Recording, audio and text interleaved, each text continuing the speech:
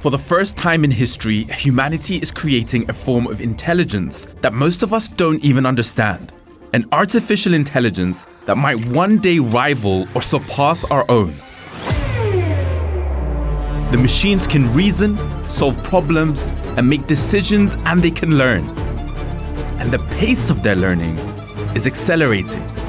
So where is it leading us? Some see catastrophe. Others see the next step in human evolution. Many are asking a different question. Who gets to decide? We have a group of university students and young adults from Qatar Foundation's Education City and beyond. They've spent weeks preparing for this debate. We've also invited 3 thinkers who fundamentally disagree on this issue. Humanity is definitely not ready for superintelligence. You cannot prepare for something smarter than all of us combined. It is truly an existential risk.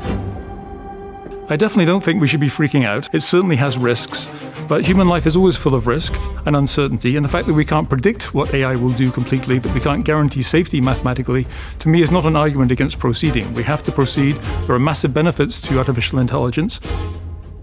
I don't think humanity was ready for agricultural revolution, industrial revolution, or even the internet. But what allows us to adapt is this ability to imagine what comes next. And so asking our institutions to start experimenting and not to wait for it to come hit us is the most important thing for us to do now.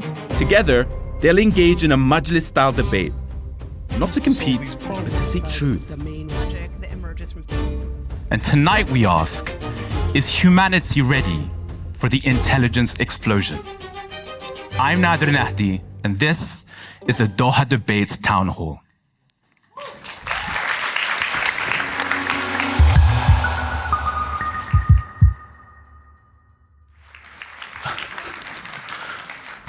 The warmest welcome to you all. I'm very excited. Guys, we're confronting a question with urgent consequences. Are we spiritually, morally, even politically ready for what happens when the superintelligence boom occurs?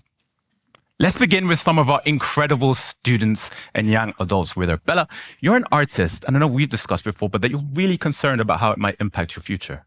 That's right. I feel very concerned about the place I'm currently put in as a creative.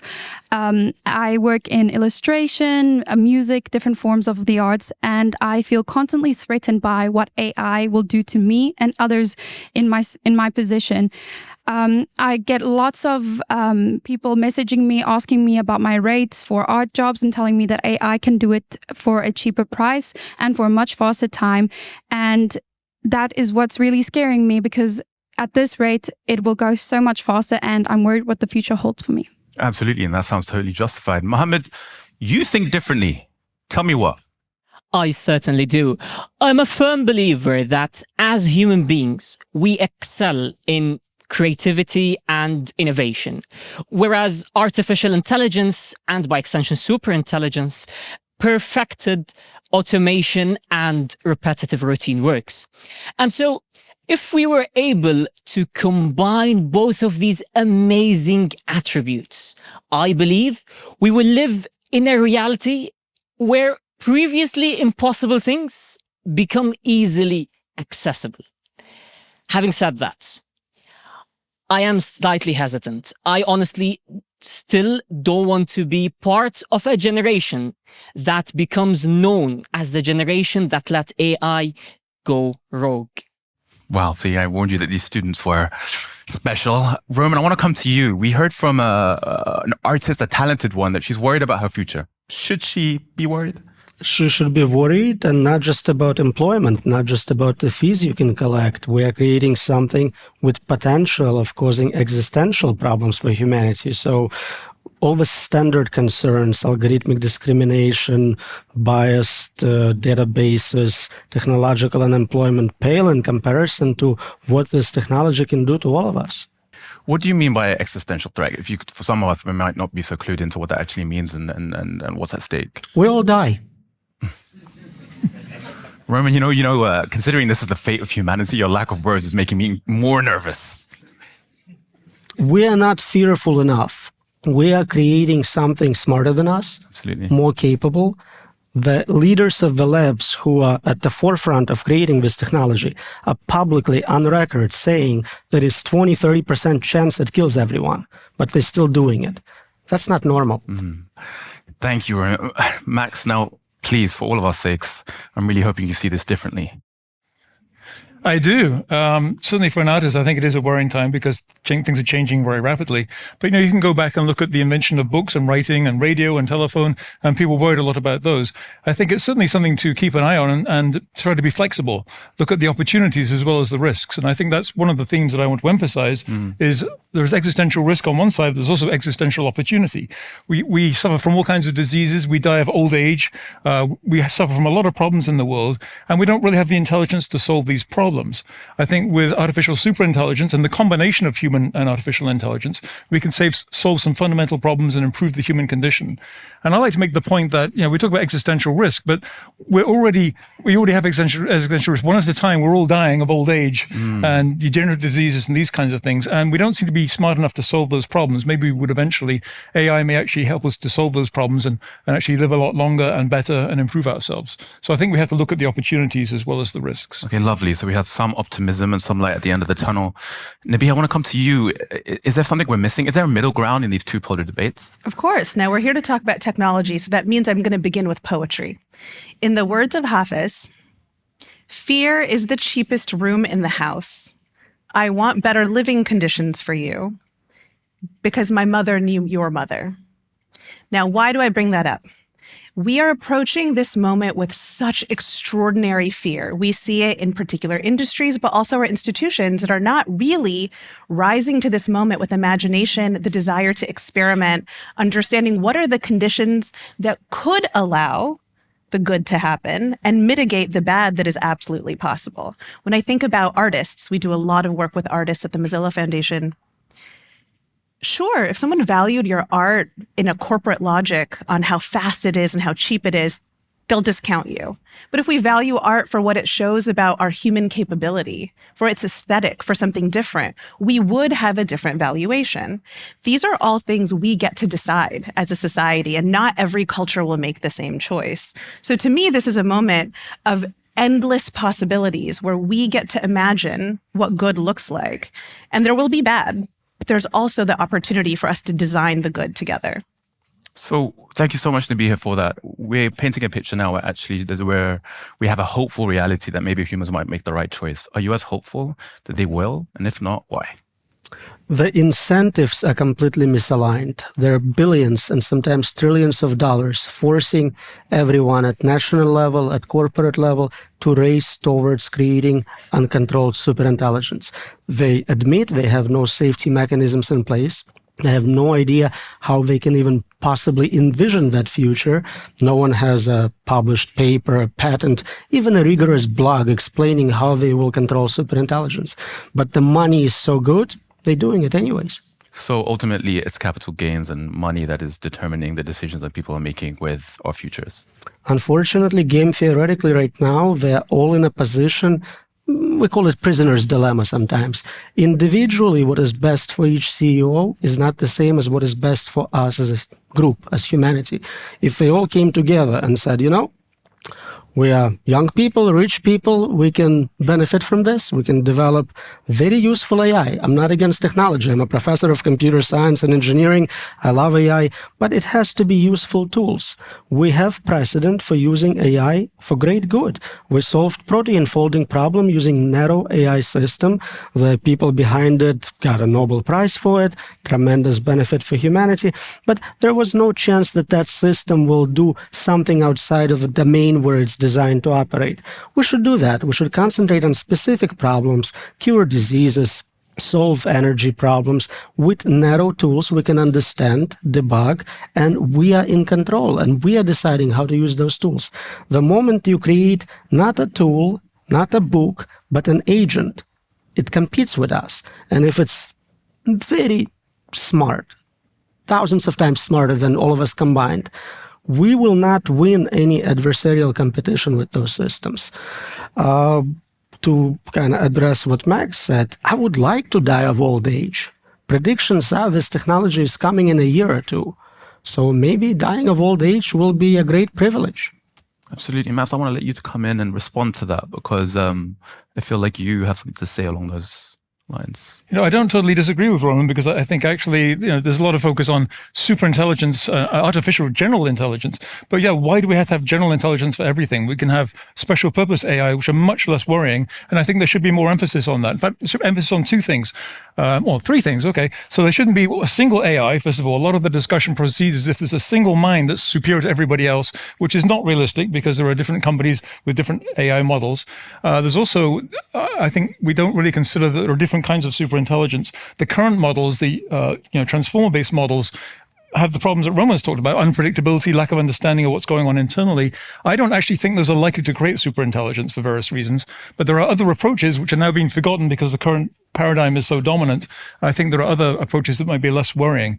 But I do agree, we don't need to have superintelligence, a general intelligence for everything. We can have more specialized intelligences. Okay, so great. So we're having two polars here intersecting on the need for useful AI. But Nabiha, what is driving us to create not useful AI that is a threat to our humanity and our existence? What's driving that impulse? Corporate incentives. If you have the desire to build this kind of innovation rooted in corporate logic, it's not rooted in community-oriented logic, right? You're searching often for product market fit. How do we get people to use this to justify these wild valuations that we see? We saw that in the social media era, right? We saw this technology that could have connected us and involved, sparked discovery, instead employ these dark patterns to make you doom scroll endlessly. People call this human fracking of our attention spans. The corporate logic perverts the capabilities that are there. But there is another way to build. You could build with product community fit. You could have open source models, diverse data sets, localized ways of building things. I agree with Max that having more narrow applications could really be generative, so people could be solving problems they actually have rather than a little bit of efficiency here, a little bit of convenience there, which is often what you see in corporate-oriented logic that emerges from Silicon Valley. So there is a way to bake in different incentives, but that's not the dominant world that we're in now. But we could design something that's different. Right, absolutely. So in the context of this incessant human desire and need for profit and capital gains, at what point with the development of AI have we actually lost control of it? Is there like a standard or like a threshold or a tipping point in which we know that we have absolutely lost control of this thing that we've created? As long as we are still alive, we have not lost the game. We are in control, we can stop. Unfortunately, again, at the level of companies, there is competition with incentives forcing them to outcompete others. At the national level, there is concern about military dominance, fear that if we don't build it, the other guys will do it, and then what are we going to do? We're going to have someone else dominate world order. So again, we need either at level of United Nations or at level of US federally to put forward legislation making it illegal to develop uncontrolled superintelligence. We recently had a letter signed by thousands of people, including all the leading machine learning researchers, Turing Award winners, Nobel Prize winners, all saying we should not create superintelligence. This is a state of the art right now in not just AI safety, in computer science. More and more people come to realization that it will not benefit humanity. And I think, like with any product or service, it is up to the manufacturers to prove to us that their product is safe. It is not my job to show that it is unsafe or it's going to kill anyone. You have to show us that your product is safe. What do they do instead? Every new model comes out with a report. The report says the following: the model is cheating, lying, trying to escape, try to blackmail developers. Everything we predicted those models will do once they're smart enough, we now have experimental evidence for. So are we already not human-oriented or human-centered? Have we already lost the ability to prioritize humanity's survival and prioritize this development of this AI? Have we already gone past that threshold? In many ways, it's very unlikely that we'll successfully stop. But as I said, as long as we are still alive, we are still in control. I think the greatest power we have is personal self-interest. As I said, all the leaders of the top AI labs are very young, in relative terms, very rich people. There is no personal benefit to getting them and their family killed. So as long as there is this realization, and again, they all on record as saying they have P-doom, probability of doom of 20, 30% or more. Elon Musk said, we're summoning demons with this. I think they are convinced they just need someone external to apply pressure. Unfortunately, in US at least, at federal level, there is executive orders making it illegal for any of the 50 states to pass any legislation controlling development of AI. That is the exact wrong move in that space. Nabiha, I want to give you a chance to respond to Roman.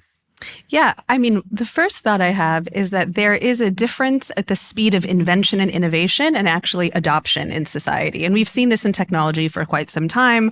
I remember sitting in a driverless car 11 years ago and saying, okay, great, this is happening. And of course, there was quite a lot of this is coming, this is coming, this is coming. And when invention meets the reality, the messy reality of human implementation, there is delay, which means that we have time. We don't have endless time, but we do have time to demand better from our institutions. And in that way, we do agree. What I will say is that the history of regulation of technology has involved iterative adaptation. We didn't have seatbelts in cars at day one, right? We didn't have, forget like legal regulation, we didn't have an electricity grid at day one. The systems that contain something do take active experimentation.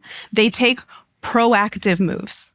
And it requires that. So waiting for a day of perfect safety feels unlikely. I think the question is, what are the ways that you can contain the experimentation, both of the invention and also the ways of containing it, right? And that requires, what's the transparency? Who are you training to be evaluating it? What are the benchmarks we're looking at? There's an entire landscape of interventions that keep it from running away, but don't just take the position of like, let's wait for perfection, because I don't know what example in technology really gives us that opportunity. Perfect. That actually lays us perfectly to the next. Actually, can I comment? Oh, you please. I'd love for you to. Because there's a bit of corporation bashing going on here.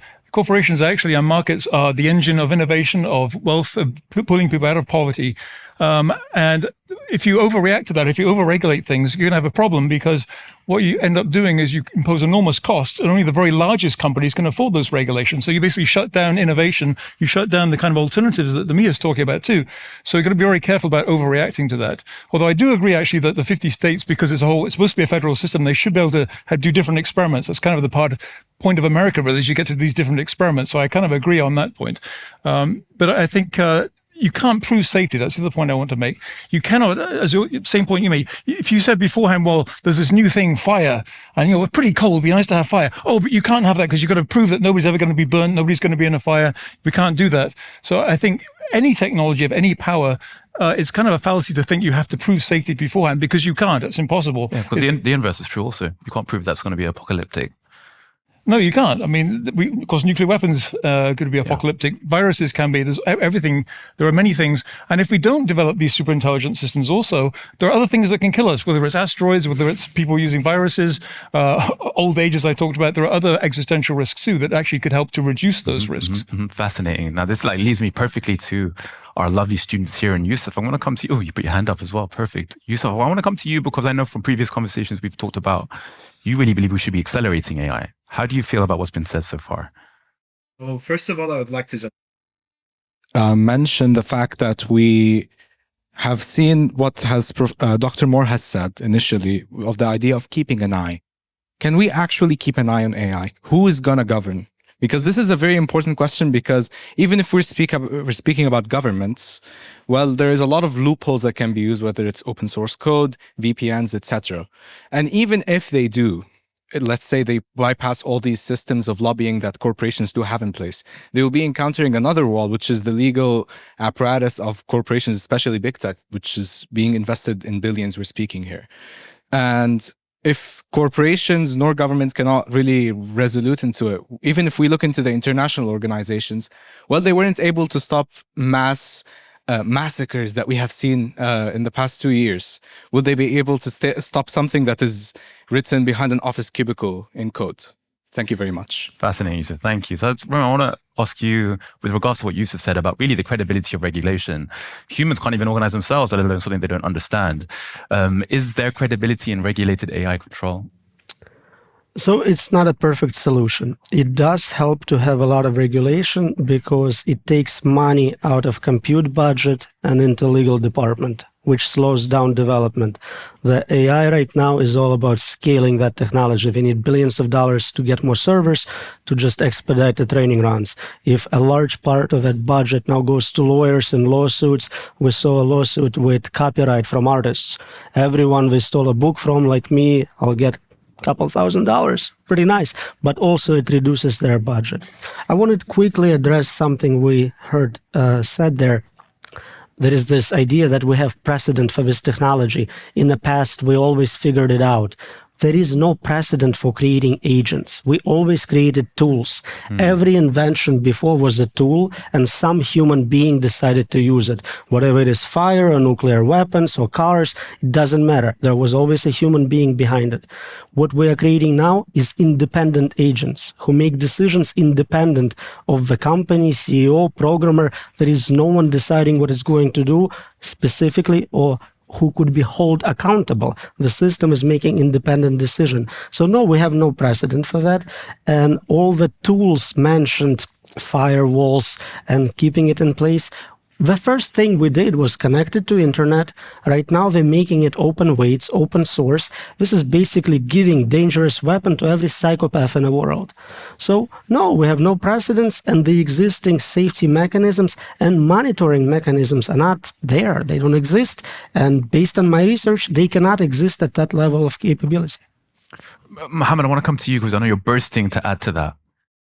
Yes. Okay. So firstly, I want to talk about the things that was discussed in here. Firstly, I'm a high school student, and oh gosh, I use AI like almost every single day. It takes 5 seconds to write an essay. That's amazing.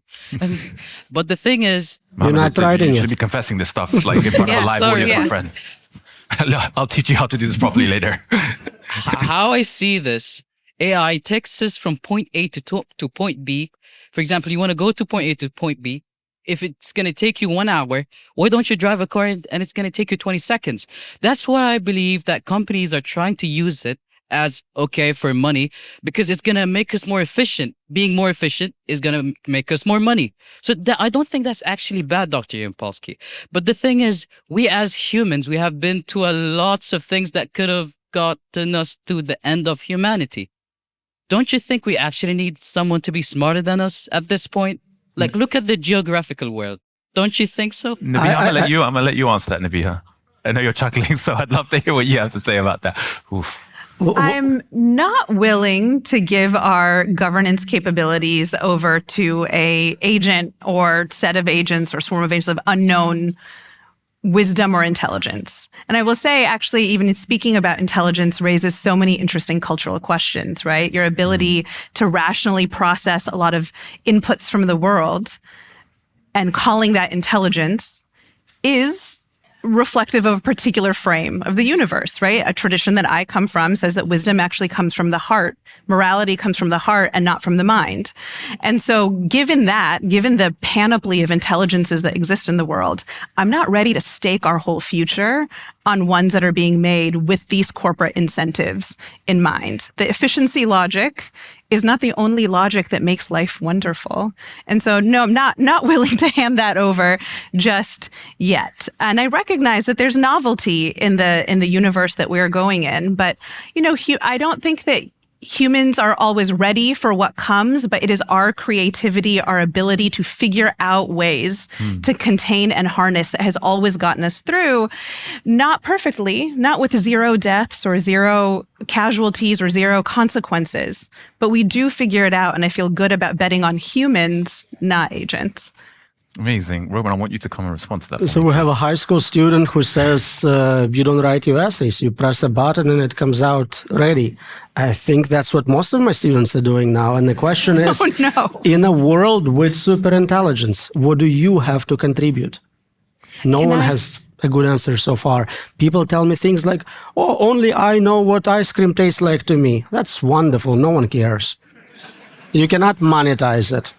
Can I actually just jump? The problem with all this is somebody may be optimistic, somebody's pessimistic, but the people developing this technology are running an experiment on 8 billion humans. They have no consent. They cannot get consent because consent requires understanding of what is being done to me. We don't understand this technology. We cannot predict it. Therefore, it's an unethical experiment on human beings. Nabiha, please, just to respond to that. Well, I actually don't disagree with that last piece, but the piece I wanted to say is I know we talk a lot about existential calamity, but I actually think the hollowing out of our own critical thought and our creativity is the current problem. I love that your essays can be so fast. I certainly have also received emails where I'm like, yeah, a human didn't write that.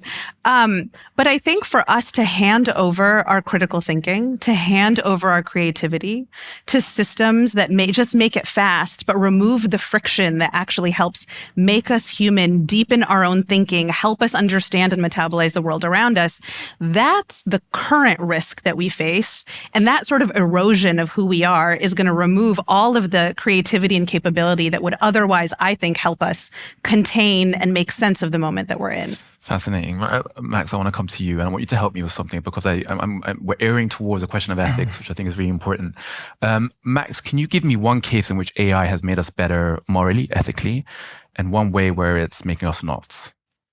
Well, it's a good question because actually I kind of agree with what Nabiha is saying, that current AI systems are basically are sort of efficiency maximizing engines. They're not really very creative. There's some mathematical proofs they kind of do, but they're not really very creative. So it is missing out on the whole emotional dimension. And it's unfortunate we're just talking about superintelligence. We're not talking about super emotions or super wisdom, which I think current systems, that's again why I'm skeptical that the current systems will actually become super intelligent or super capable. But also what I'm hearing makes me think of people, because I'm pretty freaking old now. People had calculators when I was in school. By the way, can I just say, I thought I'd be the biggest man on the stage, but okay, so I'm 62. So go back, 45 years or so. Today, the introduction of mechanical calculators. Happy birthday, Max! Yes, thank you very much.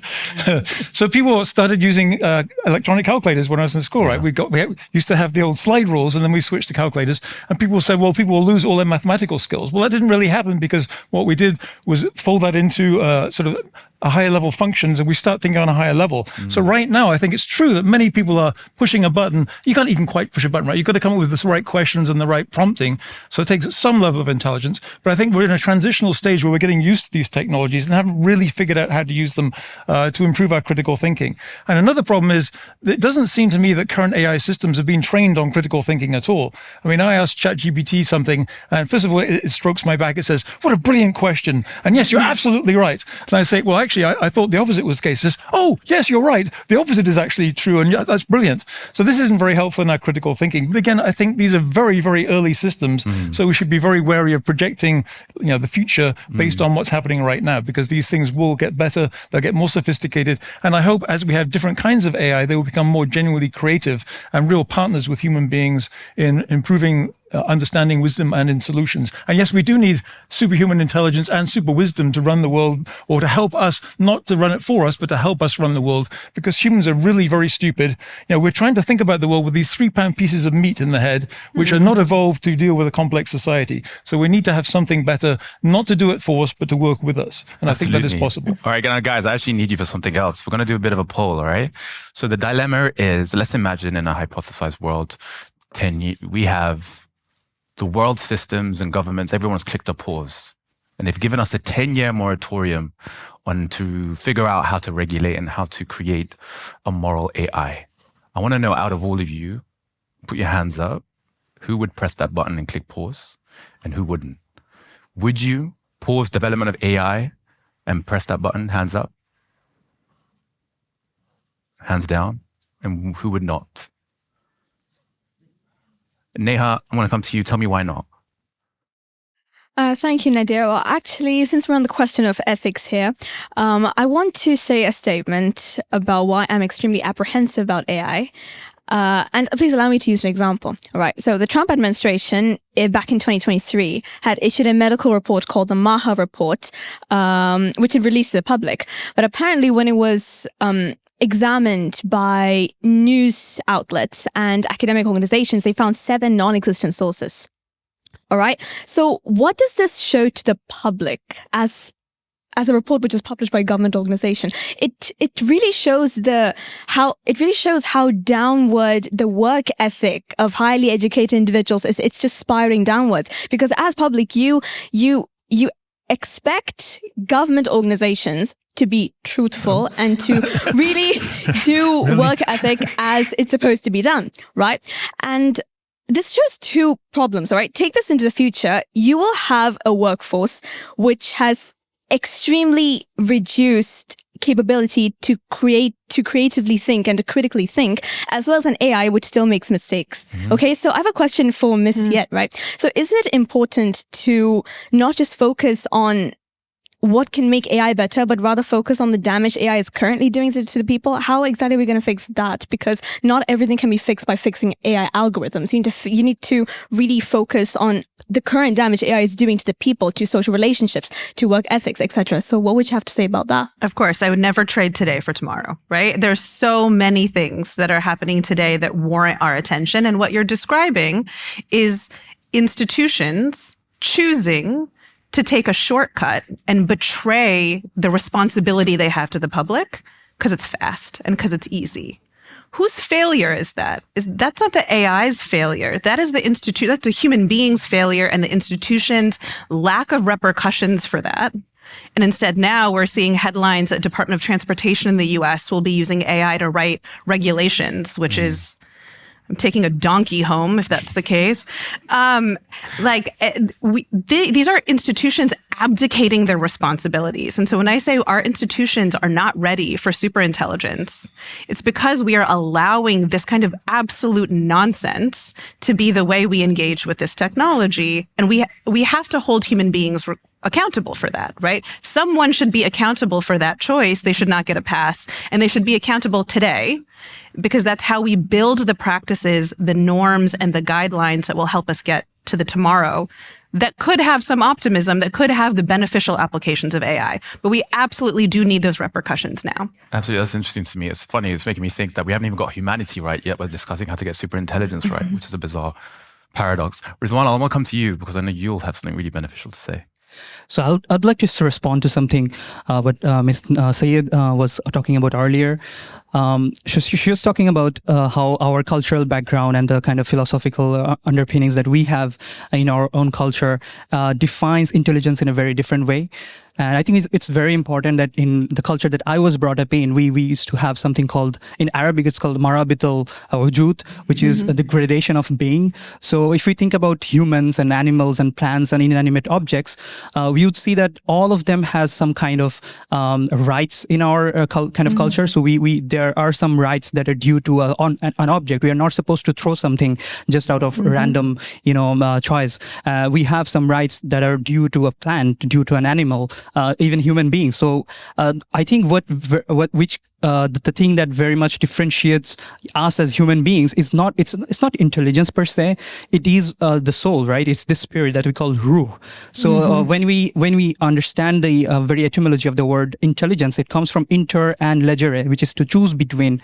And what are we actually choosing between? In Western culture, it's more about how we are choosing between the best rational choice. It might be economic as in the current atmosphere. But if we look at some of the Eastern culture, the culture that I was brought up in, it was more about the ethics, how we do things right. Are we giving the due rights to the people or to the plants, to the inanimate object that's due, right?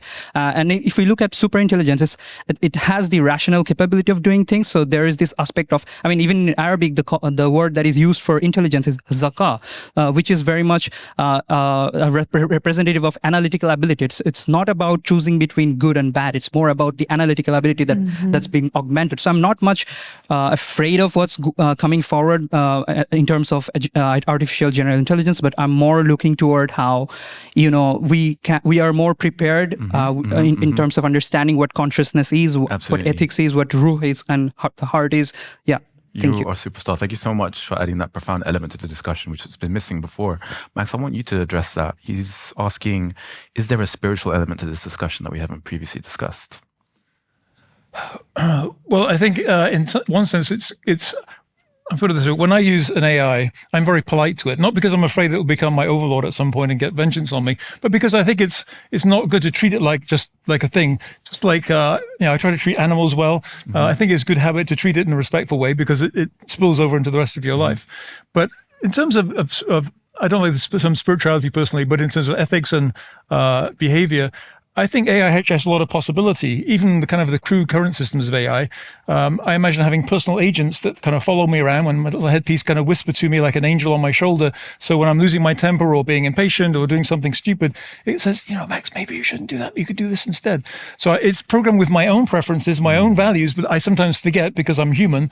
And I think it could actually elevate us. So a personal assistant that isn't there just to write your letters and do your essays for you, but is there actually to be your higher wisdom programmed with your own values. So, a company might produce something with a default template or something, but then you program it to tell you, to help you be the better kind of person. So I think there's a real possibility, and that's something we could really benefit from because we're not very good at controlling our own behavior a lot of the time. So Absolutely. In some sense, that's a spiritual dimension, I suppose. Fascinating. I love the analogy of the angel on our shoulder. Nabiha, you're bursting out the chair.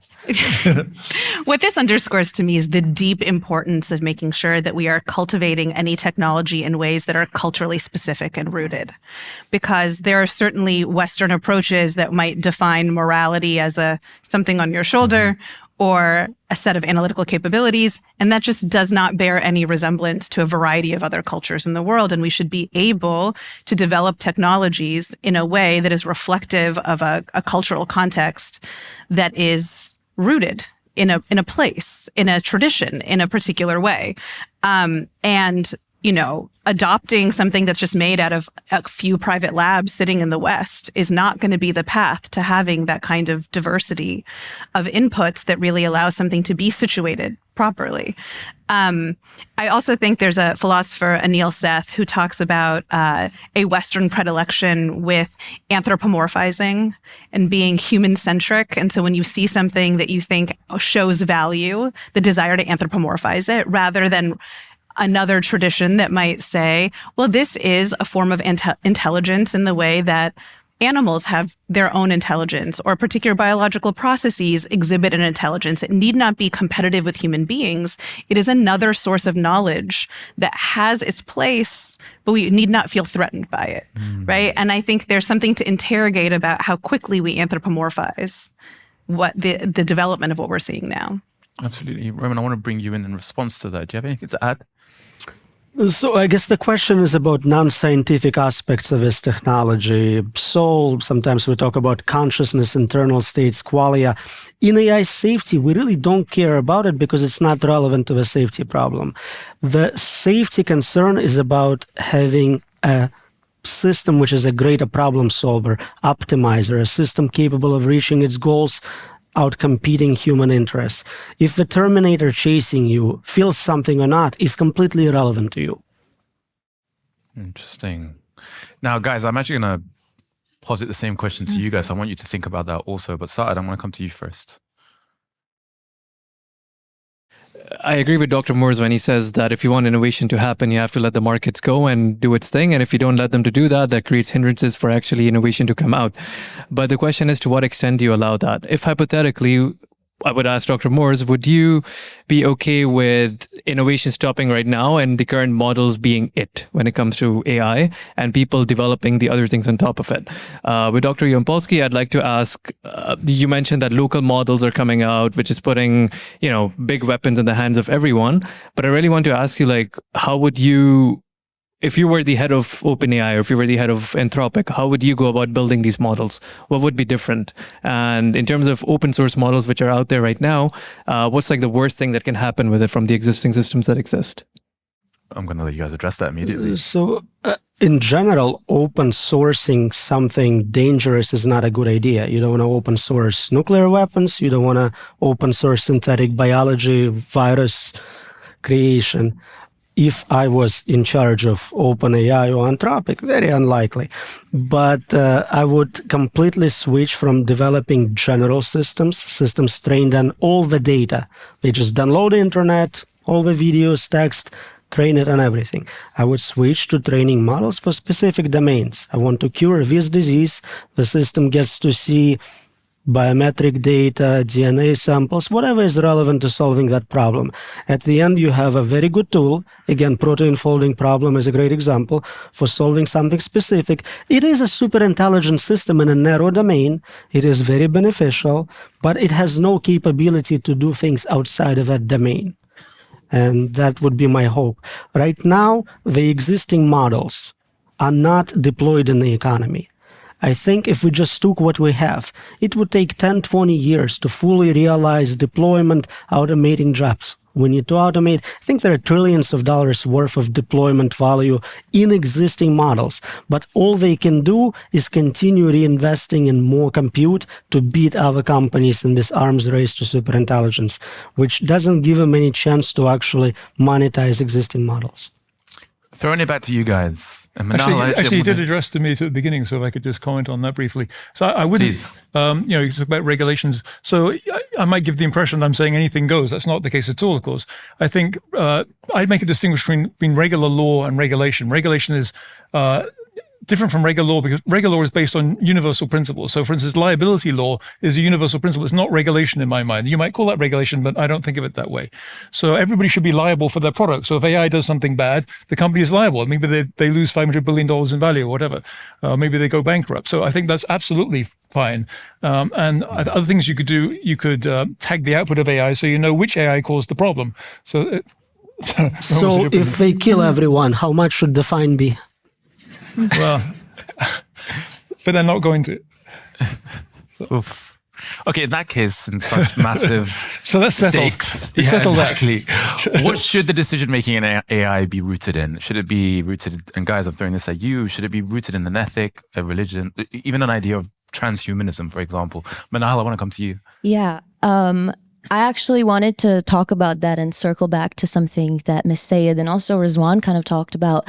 I think that in my opinion, AI should be, and the development of AI specifically, should be rooted in having all cultures, all values, and all forms of ethic on the table, right? But as the world and as things are right now, different cultures, different countries don't always get to be a part of the conversation when it comes to AI development, because we do have things like the digital divide, and we do have problems like countries that are suffering from an economic collapse that don't have the funds necessary to be a part of those conversations where things like AI are developed. And so to that end, because we have such a huge digital divide in how AI is consumed and even developed, how can we make AI more inclusive, knowing that things like a digital divide exist and that AI can potentially deepen that kind of divide? Manal, do me a favor and pass the mic to Rania. She has something to add to it as well. Thank you. So I would like to add on the values that you were mentioning about the religion aspect of how AI development is going to be taken, the religious perspective. So for me personally, I came neutral in this conversation. I was saying that both the positive side and the negative side should be taken under consideration when predicting the future of AI and the kind of way it's going to impact the human lives.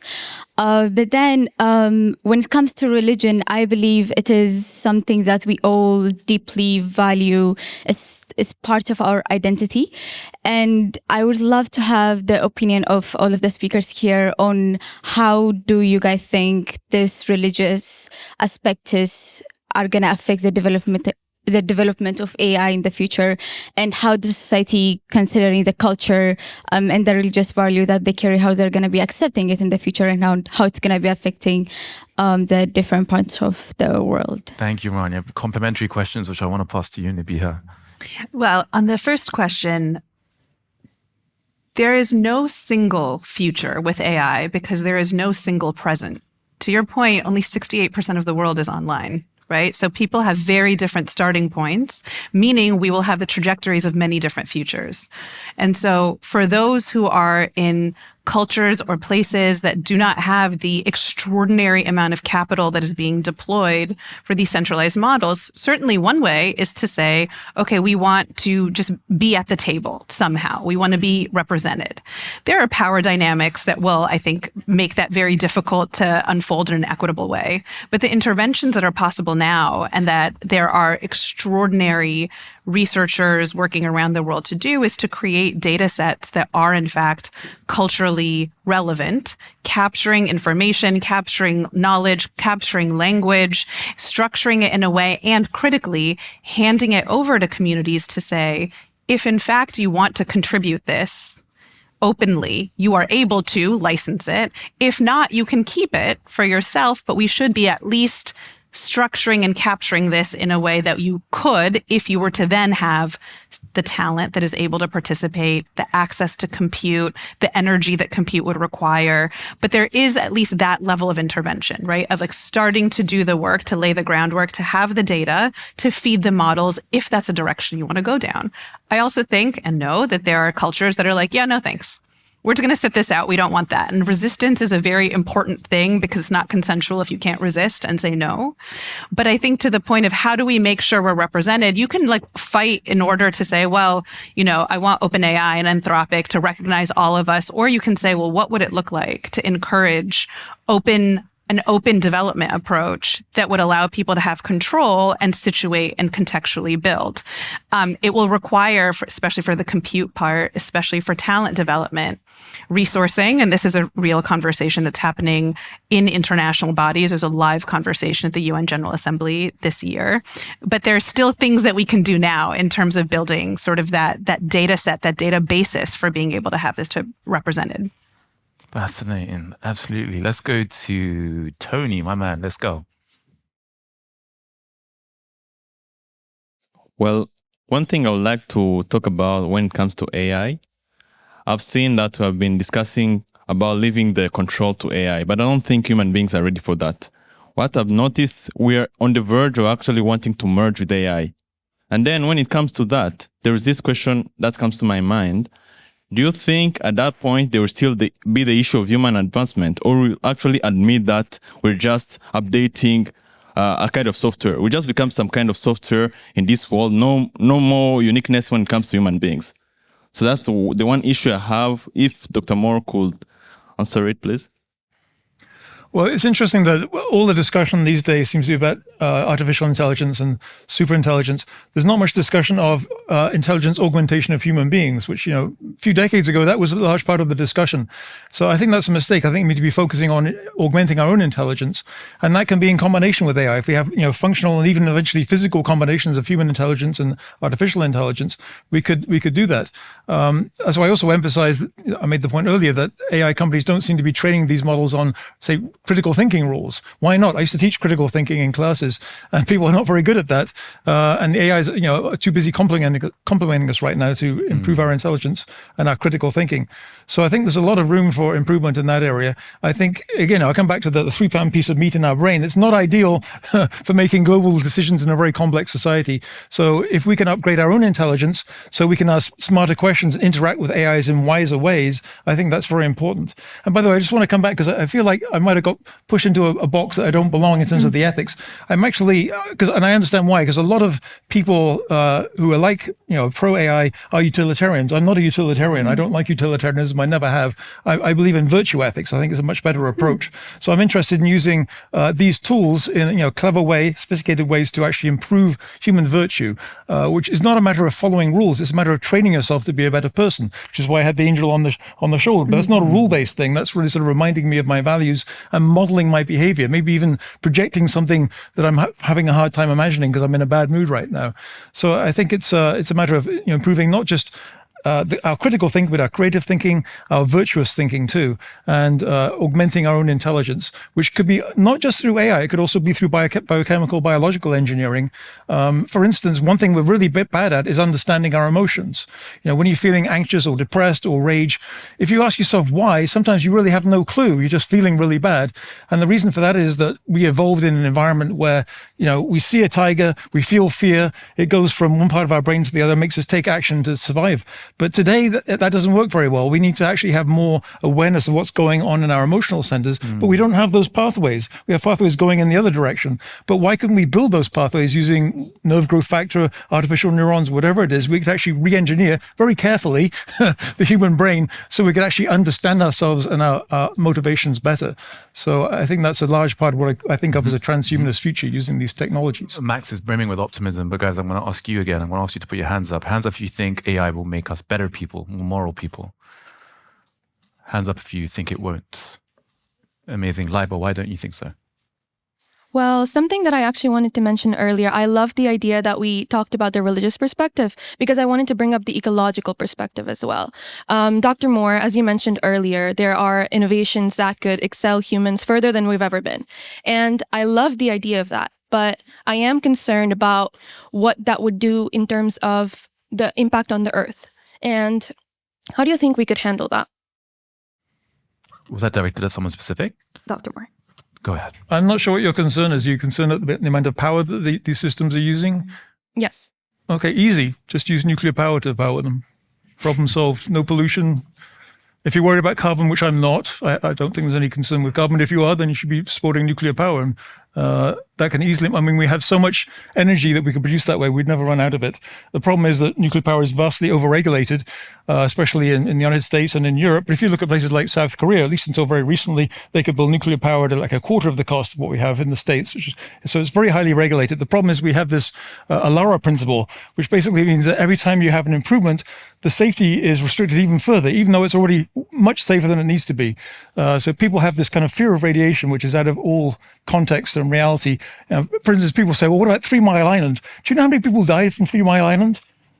Zero people for a supposedly massive nuclear accident. So the answer basically is go nuclear. But doesn't that frame of thinking, and pardon me for interjecting, but doesn't that frame of thinking make the assumption that the human ethic is consistent and moral? Because we can be optimistic, of course, there's so much like incredible positive utility in AI, but it's dependent on the human ethic being benevolent and profound. But human history has shown us that whenever there is some sort of considerable, significant technology or a weapon, it's been used usually negatively as opposed to positively. So what is the bedrock or the foundation of your optimism that it could be used positively? Well, yeah, because what is the proof that it could be? There is no proof. Again, we come back to the proof. There is no proof. That's not how human life works, right? There's never any proof. You can't prove anything about the future. You can't prove anything about technological outcomes. All you can do is keep your eye on the ball, monitor it, do your best, build institutions, very importantly, because these things don't exist in a vacuum. It depends very much on the institutional context. And, we're talking a bit about education and how people misuse AI today. One problem is that we have these lousy schools that are not suited to the modern world. They don't teach critical thinking or creative thinking. They basically teach you to learn facts and to regurgitate them, which AI is great at doing. So it's a matter of the institutional context. So I'm not saying everything will work out fine. No. I'm saying we have to work at it. I'm an optimist, but I'm a practical optimist. No, but actually, we have to make effort to make it work out well. I actually think your perspective is really important, because sometimes if we don't see light at the end of the tunnel, then how do we know what direction we're supposed to go to? So at least we have to be able to imagine being optimistic about something, because then we can materialize the future of it. Oh wait, so I want to come to you because I know you've been bursting for a while. Yes, I'd like to thank Dr. Moore for your perspective. I fully agree with you. I want to invite you all to think about the educational aspects of AI. A lot of us sitting over here have prestigious educations from all around the world, from great institutions, but that's not the case for many people all around the world. And I think that when AI comes in, and this is where I agree with Dr. Moore, that with the ethics and values, we have to continuously work on co-piloting the models of developing AI. We can provide opportunities of education to people in underdeveloped countries, people that don't have access to education as we do on this table. So I invite you all to look at that aspect. It's a topic that's very dear to my heart.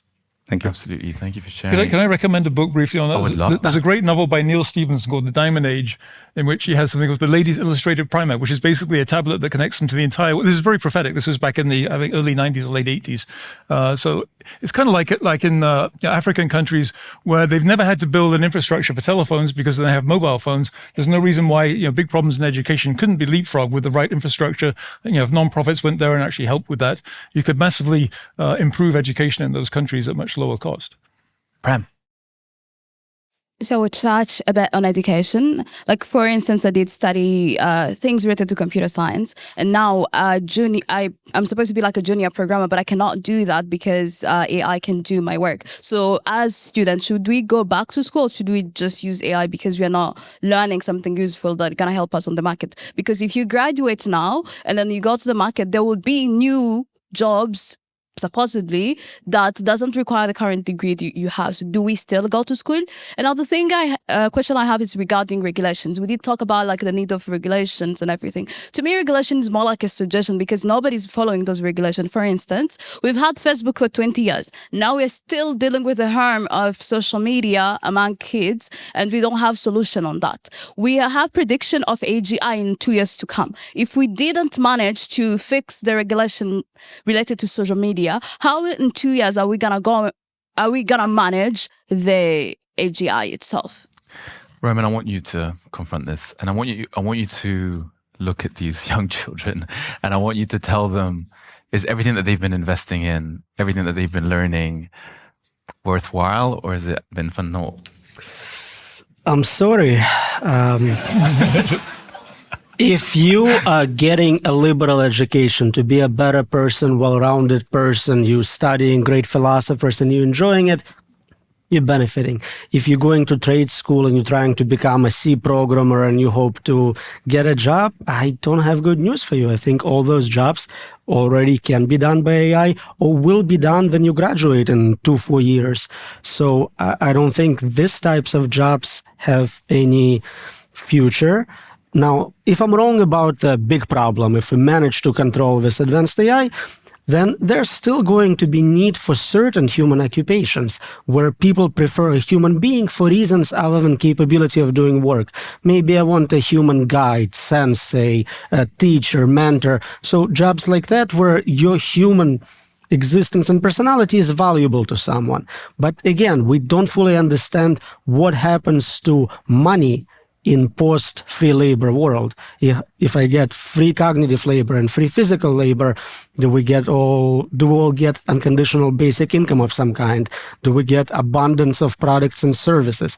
Do we all go into virtual worlds and enjoy free stuff that way? No one has answers about those questions.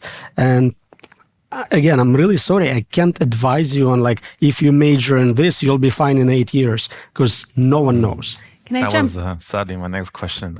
Could I jump in? You can absolutely, Nabiha. Go ahead, please. You're right. No one has answers, so we have to create them, right? So I'm trained as an attorney. It's very easy to replicate using current AI the work of first and second year associates. And so you could say, okay, no first, second year associates, no entry level law jobs. It's the age of the last masters. We're cutting off the bottom of the ladder and pulling it up after us. It's all over. Or you could look at these institutions, you could look at law firms and say, do you remember how you used to do things 100 years ago? You had apprentices. You made a commitment to someone to say, I could replace you in year 1 and year 2, but I want to invest in you for 10 years because then you will reach mastery in a way that, especially with law, it's not just about the regurgitation of law. It is a judgment. It is negotiation. It is something else. That could happen, but it would require an institution to make a bet, to make a commitment to a principle to other human beings. Pure efficiency and economic rationale would preclude that outcome. Why would you do that? Like, why would you waste that money? But a different logic of like, actually, I owe you something because you're in a society and in a community with me. Let me create a different type of institution.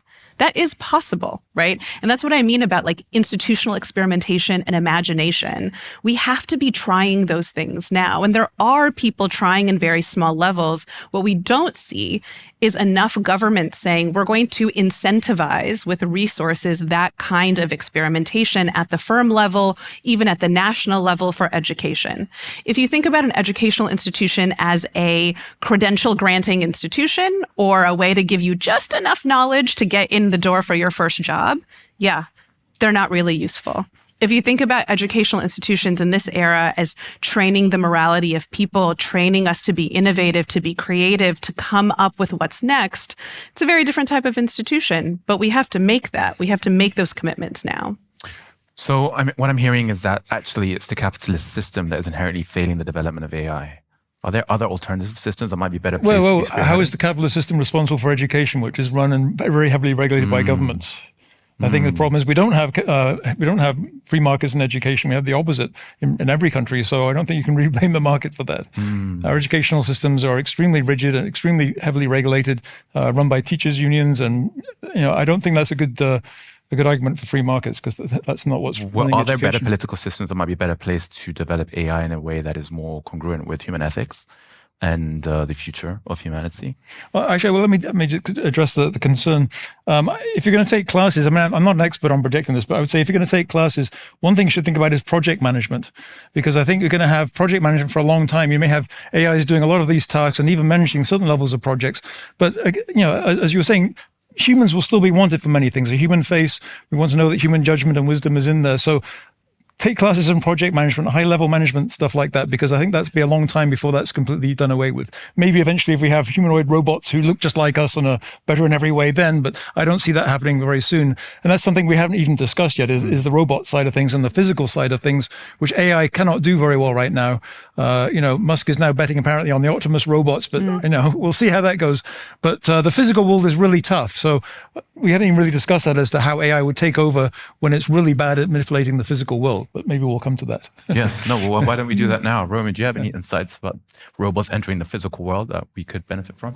For robots, always the bottleneck was programming them. And now with models doing it automatically, that bottleneck is gone. So I fully anticipate having humanoid robots available in early version within 3 to 5 years. And that means physical labor will follow where cognitive labor follows. If my point wasn't clear before, I'm not just concerned about junior programmers or junior lawyers. I'm saying master lawyers will be replaced. Those systems know every case, every precedent. They read every book. Computational law is the future. Smart contracts where you don't need a judge because there is nothing ambiguous about the law. You simply follow the algorithm. So they're absolutely superior in a domain to any human lawyer. Sorry, on that point directly, Nabiha, because is that true? No. Is law so black and white and algorithmically determinable? It truly is not.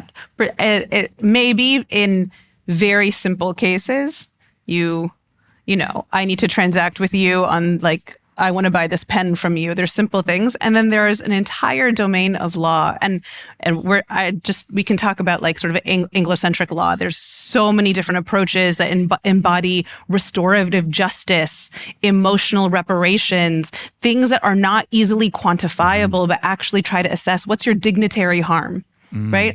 What's the harm to something that's cultural value? This isn't, sure, you could try to predict based on the past, this is what this is allocated as, but these don't map on easily to things that are negotiating between human conflicts, right? Where there's emotions involved, which is a huge, huge dimension of the law. Roman, how does that sit with you? If we're going to use emotions to decide cases, then yes, AI cannot help. Yeah, welcome to lawyers. Arguably they are, according to Nabiha, they are. What I'm saying is not the existing law, but I'm saying the law of the future will be computational. There is no need to decide what the law means if you precisely define every term unambiguously. You run it, you compile it like any program. If you have a C program, it either compiles and runs or it gives you a bug. Once it starts running bug-free, there is no question about what the output is. And this is what we're starting to see with smart contracts and blockchain. You're right now it's for trivial cases, I bought a cup of coffee, but there is absolutely no reason why any legal interaction cannot be fully codified when you have super intelligent AI lawyers doing it. A smart contract is not going to be able to mediate a divorce where there's two people who are very angry about something who are irrational. You're not just talking about money. Any system that interacts with human beings is going to have to deal with a level of irrationality, of emotion. You can't just computationalize that away. And so there will always be things for humans to do with other human beings based on those commitments. Certainly there will be domains that we will optimize. This is not a binary you can or you can't, but I think that there will be the persistence of domains that require humans to mediate between other human beings, because we are not basically only rational, calculable creatures. Roman, one more opportunity to rebuttal. So divorce law is, you're a lawyer. Why am I teaching know. you? Like, I know. I'm out of my depth completely. But I have to say, I think if you look it up, there is some precedent specifically for simple divorce cases already being automatically solved. Simple things, of course. But life is not only the simple, basic things. This is like saying, oh, you have a calculator, do some math. All math is done. No. People are complex beings. Thank you. Just to change the pace a little bit, Mubashir, I know you've been on the edge of your seat for a while. Go ahead, my brother. So I'm a creative, and I think AI is the best thing that has ever happened to me. And so basically, like, I'll have a shot, and I just need to fix it. I just need to press one button, and I'll fix it. And just to touch base on that, I think what we should be worrying about is not the imagined risks that Dr. Yampolskiy is saying that, oh, we're all going to die. Sorry, just put your mic closer to your face for me. Thank you. We're all going to die. I think we should be more worried about all the real risks that are because of AI, that exist because of AI. For example, there's a loss of jobs, which can happen in the future, and there's like a lot of autonomous things already happening. I saw a reel online about a Wendy's autonomous drive-through, and there's a real loss there. So I wanted to address that and reflect on that. Absolutely. I'm going to take two, so you guys can address both of them simultaneously. Habibo, how about you? So actually, I want to add on to what you said. Is it working? Hold it closer to your mouth. I want to add on to what you said because I'm also a creative content producer. And with AI, it actually made me appreciate my mind more than I would have before. Like, yes, it's helping us, but I think we're overestimating how smart AI actually is right now. And if we're going to limit ourselves this much, we're never going to develop as a society. And this is the whole point, right? Like, even Jemima mentioned this to me earlier, but AI to me is almost kind of like fire. If you would imagine the first human on earth, oh, fire, how can I control that? He would never think I can cook with fire. I can actually do all these things with fire. And, oh, fire is going to burn the whole planet down. That's how he would think back then. Maybe we're very limited right now. Maybe people 100 years from now, they're going to look back. They're going to be like, oh, those stupid people, they didn't think they would be able to do this and this and that with it. Right. And that's what this is. When we look back, we're like, oh my God, like they didn't know they could do all this stuff with electricity. They didn't know that they could do all this stuff with fire, etc. So this is the whole point. I think we're limiting ourselves too much right now. And I think AI would make us appreciate ourselves even more and appreciate our creativity even more, even if others can make the same thing for cheaper, but no, your work is actually better than AI. So that's just my opinion. Roman, I know you wanted to respond to what Mubashir. I do. So if I made it sound like this is a set of concerns I have, and that's it, I would also disagree with me. But this is literally what the founding fathers of machine learning are worried about, what every CEO of every cutting-edge AI lab is worried about. Superintelligence is coming. I think we can... It's the AI. It's the AI, they heard you.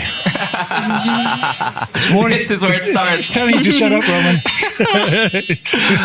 I think unless being told otherwise, we can continue going on. I'm just being told that we can continue, so go ahead. Yeah. Roman, sorry, you were saying they're controlling it at the back. So it is in fact a belief of people developing this technology that it is incredibly dangerous and we have no safety mechanisms in place. The fact that artists feel comfortable with it is encouraging. I'm happy for you, but it's not what the people developing this technology are telling us very loudly. Absolutely. But are they saying that because that's really they genuinely believe, or is it because they want to hype up their industry? I mean, there is that kind of angle on it, right? You think it benefits the what product? we're doing is so important that you better be investing heavily. Yes, it could kill everybody, but it's so important, so you need to invest. I don't know, this kind of Name another product where they try to tell you that it's going to kill you and your family before selling it to you. Oh, buy my car, it kills everyone. Well, cars do kill a lot of people, yeah. Is there anything comparable? No, there is nothing. We have no precedents for creating meta-inventions. Fire, guns, whatever, was always a single invention. Now we're starting to create meta-inventions. We're creating AI, which is an inventor of other inventions. We're creating virtual worlds, which are new worlds like ours. We're combining this technology. We're creating whole new simulations. So there is no precedent for it. One thing I wanted to tie up quickly with a bow nicely and cleanly is we talked about the abundance of cognition and knowledge, but also physical capacity of AI. So when this becomes cheap, when it becomes easy to access, what is scarce? What becomes of value? And Roman, I wanted to ask, in this apocalyptic dystopian world of AI, what are things that we were going to begin to value? So again, assuming everything about existential stuff is solved, and now we're talking about how to split abundance. There is always things which are rare. So Leonardo da Vinci art, there is only so many authentic ones. Real waterfront properties. I know some states manage to build artificial islands, it happens, but there are certain things which are limited by nature of the product itself. Of course, human beings are not all exactly the same. Some are better looking than others, some are smarter. So there is certain value in being that. And if technology cannot equalize everyone biologically, there is always going to be someone more desirable. Interesting. Now, Bella, I want to come to you because you started this debate as an artist, voicing very much justified your concerns about your future in art. Throughout this debate, has anything changed your mind? Do you feel like your opinion has been shifted in any conceivable way? To be honest, not really. I still remain very fearful about my job. And I mean, Dr. Yampolskiy said it himself that I have the right to be scared. I mean, I am in a situation where people value, unfortunately, yes, traditional art made by humans, as Ms. Syed said, is valuable, but people unfortunately do not always choose human value over efficiency. And that's a sad reality that we're currently living in. I mean, people choose efficiency over a lot more, and that's why we're in this situation in the first place, because people have decided to monetize AI, knowing that what the risks are. So we are in this place, and I know people will say, well, yes, AI will create new jobs for you, but I am in the situation that I am right now. I have a set of skills that I have been developing for the past 20 years, okay? I cannot it's not something that I've been taught. I'm a self-taught artist, and I have my specific set of skills. And now people are telling me that they do not want my product anymore. They don't want my art. It's not of any value to them anymore. What am I supposed to do now? It's not easy to gain a new set of skills so quickly. I'm a human being. I can't adapt that fast. I mean, yes, we are adaptable by nature, but I have to learn a new set of skills, and how am I supposed to do that? So yeah, I'm afraid. Thank you for sharing. No, I appreciate that a lot. So standing firm in your belief that it's an issue. I don't know what your particular artistic skills or approach are, but I would say probably one of the areas that's going to be hardest for AI to do away with, and we talk about what is still valuable, I think performances, right? People can play recordings of music. It's not the same as going to a rock concert and being there with all these people. So if there's any way you can performatize what you're doing, like people who did paintings, there were people who did the action paintings and splash the paint around. Music is obviously one, acting is one. So even if you could have a synthesbian, as they call them, a synthetic actor, I think people would still want to see the real thing and know it's the real thing, and they want to go to a real rock concert. Absolutely. I do appreciate it, but I am actually like a realism artist. Most of my work and what my commissions used to lie in is realistic art, which is recreating exactly what a real picture or person portraiture would look like. Absolutely. And I think just to quickly add on that, I think like what we're going to start seeing in the future is that not how perfect things are, but actually how human that process and that output is. I think if AI can create the most incredible art pieces in the world which are perfect, I think what we're going to start valuing is the imperfectionness of it and the humanness of it. And I think you're going to imbue that with such an incredible excellence. Now, Mohammed, I know in the beginning you were really excited about AI being this incredible thing we should be looking forward to. Has any of that changed for you? Has anything you've heard kind of changed your opinion? I mean, I was initially excited. I still certainly am excited for the future of artificial intelligence. And to comment on the point of artificial intelligence replacing us, honestly, I think the issue here is that we're looking at artificial intelligence as a replacement to humankind, whereas it's not. The concept of it being an agent actually supports that agents are there to help us. And if I may exemplify the concept of a lawyer, the artificial intelligence currently easily passed the United States medical licensing exam, whereas when it met with patients, almost unanimously, patient chose a human contact over artificial intelligence. I'm a firm believer, artificial intelligence, at least in my field, is there to help physicians. It's certainly not there to replace them. Fascinating. Thank you guys so much. Max, I have a question for you actually. And the question is, what must remain uniquely human despite how intelligent artificial intelligence becomes? What are those grounding principles of humanity? that must stand firm throughout the test of time? That's kind of a hard question to answer because I don't see humanity as a fixed thing that has to be preserved. I think as Nietzsche said, we're something that should be overcome. We should be overcoming ourselves. And I think that means using these technological tools, whether it's artificial intelligence, human intelligence augmentation, emotional augmentation, to become better than we are. So in some sense, there isn't anything I want to preserve. I think we want to build on the best of what we have and make that even better. So people often talk about technology being dehumanizing. I think it's entirely possible to use technology to be superhumanizing, if you like, to make us better than we are, more human than human. And one of those, goes back to the idea of our emotional intelligence that we're really very poor at, and we need some help with that. Okay. Interesting. I think humanity is not something set firm, but constantly evolving, progressing on its building bricks. Is there uniquely human things that we need to preserve in the light of what you're professing is a big problem with AI? I would like to preserve humanity. We talk about merging with technology, creating hybrids where you have this artificial thing in your brain. We talk about updating humans to be not emotional, to be smarter.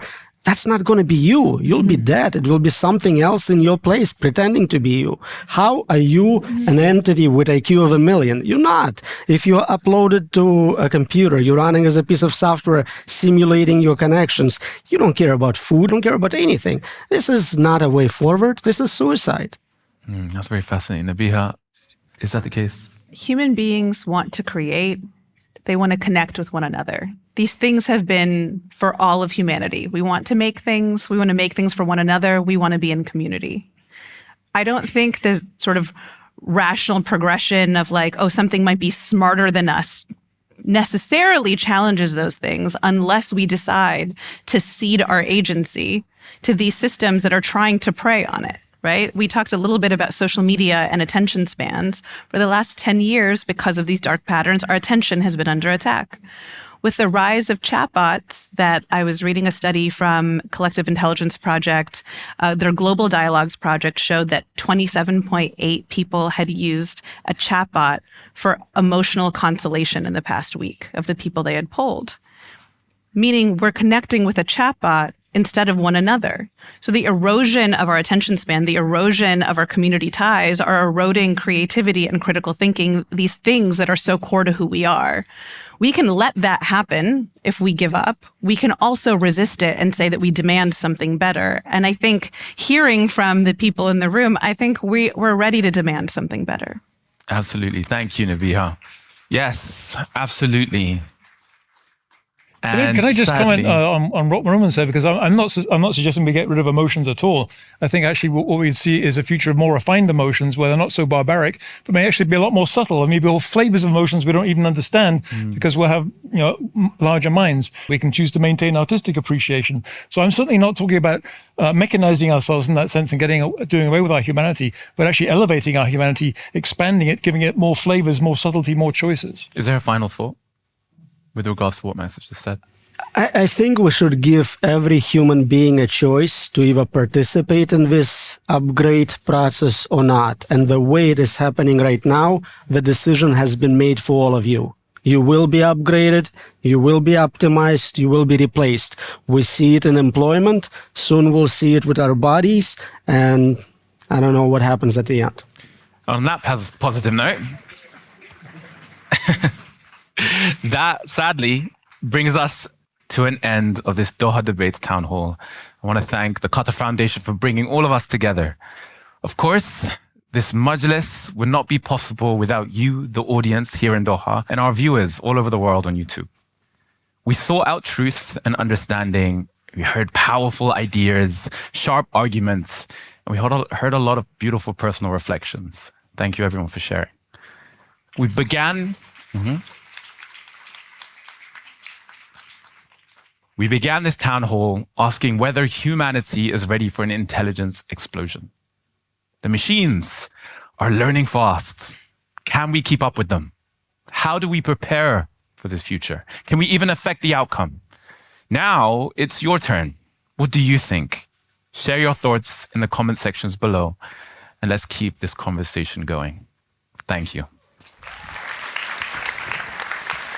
Thank you. Thank you.